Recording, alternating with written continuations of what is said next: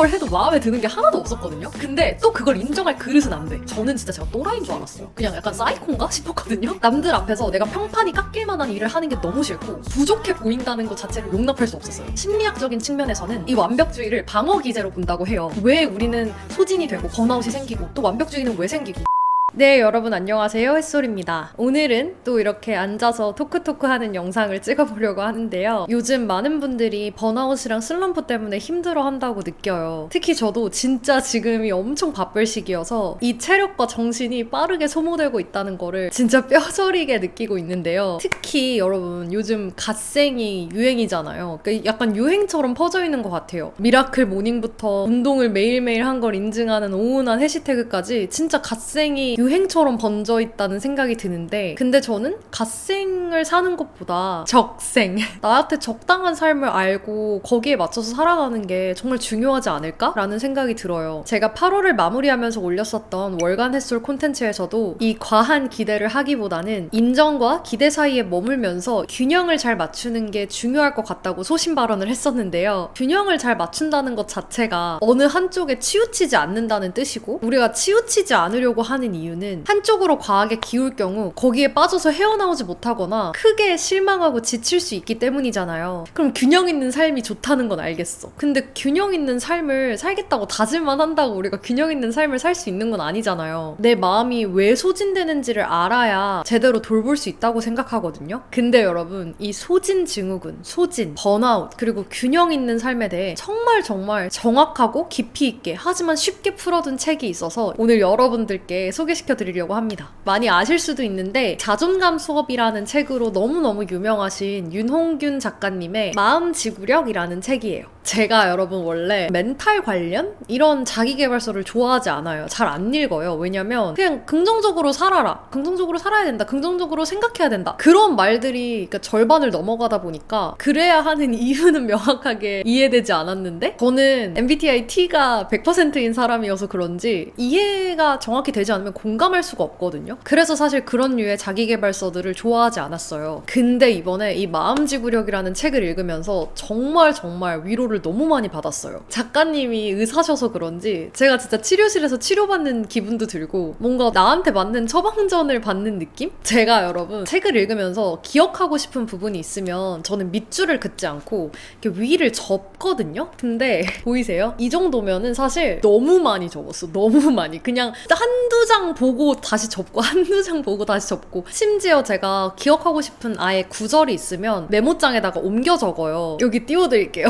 보시면 진짜 엄청 많이 적었어요. 그만큼 너무 좋은 말들이 많아서 진짜 담아두기 시급해가지고 막 적었거든요. 제가 읽으면서 가장 많이 들었던 생각이, 그래, 조금 느리더라도 올바르게 가는 삶이 중요하지 않을까? 라는 생각이었어요. 이 마음지구력이라는 책에서 제가 앞서서 얘기했었던 번아웃, 소진에 대해서 굉장히 뇌과학적으로 설명을 해주시면서 쉽게 풀어주시거든요. 우리가 소진이 되었을 때 우리 뇌에서 어떻게 그걸 받아들이고 반응하려고 하는지, 그리고 나를 방어하기 위해 어떤 것들을 뇌에서 생성해내는지, 어떤 생각들을 또 뇌에서 생성해내는지, 이런 부분들을 보상중추, 편도체, 전전두엽 피질, 해마, 자율신경계, 이렇게 뇌과학적으로 설명을 해주시는데 진짜 쉽게 술술 읽힐 정도로 써주셨거든요. 전혀 여러분 겁먹지 마세요. 진짜 술술 읽힙니다. 제가 진짜 모든 부분이 너무너무 공감이 많이 되었지만 후반부에 특히나 빼곡하게 접혀있는 부분이 있어요. 이 부분이 바로 완벽주의에 대한 부분이었거든요. 제가 사실 20살 때까지만 해도 진짜 완벽주의가 너무너무 심한 인간이었어요. 완벽주의를 겪어보신 분들은 아시겠지만 저는 그때 남들 앞에서 내가 평판이 깎일 만한 일을 하는 게 너무 싫고 부족해 보인다는 것 자체를 용납할 수 없었어요. 그러니까 내가 뭐라고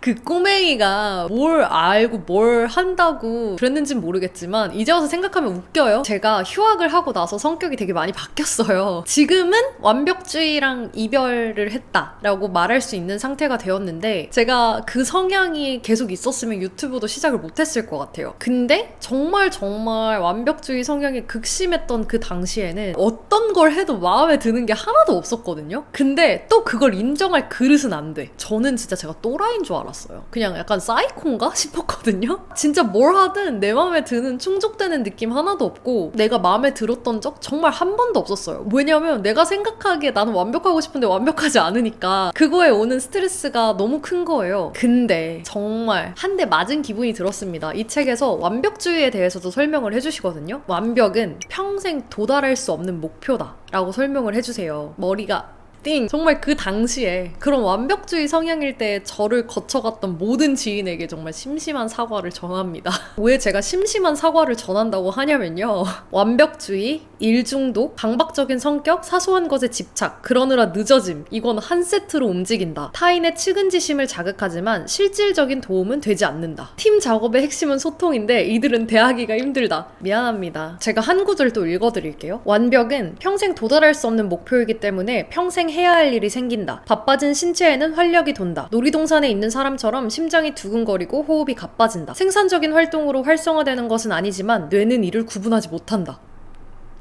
정말 나를 꿰뚫어보고 쓰셨나 싶을 정도로 소름이 끼쳤어요. 노력은 중요하지만 완벽주의는 내려놓아야 한다. 인간은 완벽하지 않기 때문이다. 몸이 버텨줄 때 잠깐은 출력을 내는데 도움이 되지만 사람을 빨리 지치게 만든다. 평생 도달할 수 없는 목표에 건강을 갈아 넣는 것은 무모한 일이다. 병으로 이어지기 전에 새로운 엔진을 장착해야 한다. 아, 이래서 완벽주의일 때 나는 굉장히 힘들었구나 라는 걸 책을 통해서 다시 한번 과거를 되돌아봤던 것 같아요. 그리고 더불어서 심리학적인 측면에서는 이 완벽주의를 방어 기제로 본다고 해요. 그러니까 평가나 비난이 두려워서 그걸 피하기 위해서 완벽을 추구한다는 관점인데 그냥 이거 과거의 나잖아. 그래서 진짜 책을 읽으면서 너무너무 소름이 끼쳤어. 이거 그냥 나를 보고 쓰신 건가 싶을 정도로. 근데 그런 마음이 드니까 공감이 오히려 더 잘 됐고 책을 통해 위로를 받을 수 있었던 것 같아요. 진짜 제가 소름 끼쳤던 부분, 입을 막았던 부분이 있는데 겉으로는 강건해 보이지만 내면에는 두려움이 있고 목표 지향점은 높지만 낮은 자존감에서 출발한다. 그냥 이거는 난데 싶은 모먼트가 너무 많아요. 완벽주의를 그래서 어떻게 하면 약간 잠재우면서 살 수 있는지, 어떻게 하면 완벽주의와 화해하고 이별하고 조금 더 편안한 마음 상태에서 삶을 살아갈 수 있는지 정말 방법까지 다 세세하게 알려주셨거든요. 완벽주의에 대한 내용은 제가 너무 공감한 부분이어서 이렇게 전달을 드렸지만 사실 완벽주의에 대한 내용 말고도 인생 전반에 도움될 만한 내용이 너무너무 많아요. 어떻게 하면 균형 있는 삶을 살 수 있을지, 어떻게 마음 지구력을 키워서 나를 치유하고 성공으로 나아갈 수 있는지 등등 진짜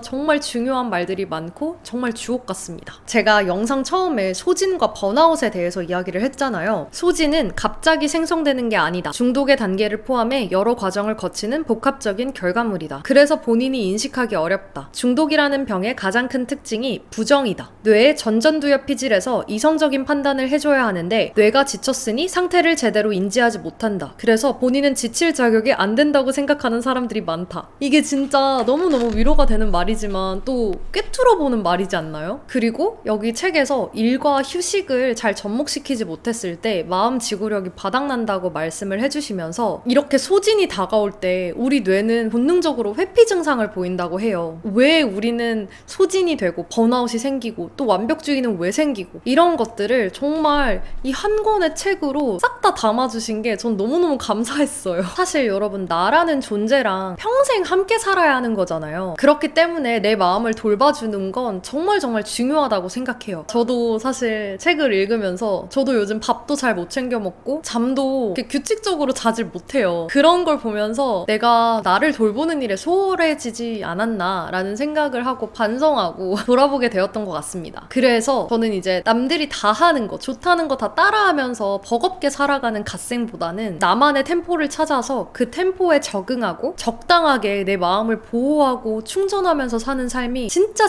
중요하겠구나 느꼈어요. 책에서 정말 어떻게 하는 게 잘 쉬는 건지에 대한 방법도 다뤄주시거든요. 쉬는 것도 훈련이 필요하다는 걸 정말 뼈저리게 느꼈습니다. 사실 제가 아까 말씀드렸던 완벽주의와는 제가 좀 이제 거리가 멀어지고 많이 타협을 받지만 잘 쉬고 있나? 라는 지점에서는 저도 곧 있으면 소진이 올 것처럼 엄청 저를 불태우면서 일을 하고 있는데 소진이 되는 날이 얼마 안 남았다라는 생각이 들더라고요. 이 책을 읽다 보니까. 그래서 저도 미리 소진에 대해 방지하고 너무 소진돼서 갑자기 픽 쓰러지지 않도록 내 마음을 돌보는 일에 힘쓰면서 살아가야겠다는 생각을 했습니다. 그래서 여러분들도 저처럼 이 책을 통해서 위로를 받고 살아갈 힘을 얻으셨으면 좋겠어요. 여러분들께 늘 감사한 마음을 담아서 21세기 글쓰기 북스와 햇소리 준비한 구독자 이벤트. 해당 도서를 구독자 이벤트로 총 5분께 보내드리려고 합니다. 참여 방법은 제가 늘 구독자 이벤트를 열 때마다 동일한 것 같은데요. 책에 대한 기대평, 하고 싶은 이야기, 그리고 여러분들이 공유하고 싶은 것들 등등 다양하게 댓글로 남겨주시면 5분을 선정해서 책 보내드리도록 하겠습니다. 자세한 사항은 더보기와 고정 댓글에 남겨놓을 테니 참고해주시고요. 오늘 영상도 유익하셨다면 구독과 좋아요 한 번씩 꾹꾹 눌러주시고요. 저도 정말 소진되지 않는 삶을 살아가면서 꾸준히 여러분들과 소통할 수 있도록 노력하겠습니다. 언제나, 정말 언제나 여러분들의 건강한 삶을 응원합니다. 그럼 우리는 다음 영상에서 또 만나요. 당신의 모든 날의 햇살이 가득하길. 안녕! It's a strange